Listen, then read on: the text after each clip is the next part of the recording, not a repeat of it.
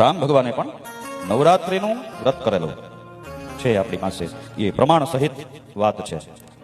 દેવી ભાગવતમાં 3જા સ્કંદની અંદર 30મા અધ્યાયમાં વ્યાસજી બોલ્યા છે. દેવી ભાગવતમાં વર્ણન આવે છે, જ્યારે સીતાજીનું રાવણ હરણ કરીને લઈ ગયો ત્યારે રામ અને લક્ષ્મણ સીતાજીની ખોજ કરતા હતા અને બંને ભાઈઓ એક દિવસ મૌન ઉદાસ બેઠા હતા. ત્યારે નારદજી આવ્યા અને ઉદાસીનું કારણ પૂછ્યું એટલે કીધું મારી પત્ની સીતાનું કોઈ હરણ કરીને લઈ ગયું છે, કોણ લઈ ગયું છે અમને ખ્યાલ નથી.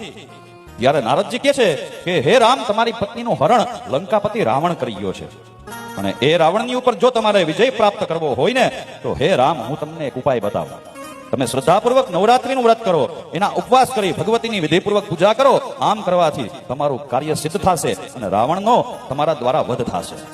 નારદના કહેવાથી શ્રી રામે આસો માસ આવ્યો ત્યારે જગદંબાની આરાધના કરી, ઉપવાસ કરી અને વ્રત કર્યા છે, હોમ હવન કર્યા છે. આમાં તો યા સુધી લખ્યું 8મના દિવસે રાતના 12 વાગે મધ્યાહન રાત્રિએ શ્રી રામની સામે માતાજી પ્રગટ થયા છે અને કહેવા લાગ્યા તમારા વ્રતથી હું પ્રસન્ન થઈ છું, તમારા દ્વારા મારી શક્તિથી રાવણનો નાશ થશે. જ્યારે તમારું અને રાવણનું યુદ્ધ થશે ત્યારે હે રામ, તમારે શક્તિની જરૂર પડશે, એ શક્તિના રૂપમાં હું તમારી હારે રહીશ.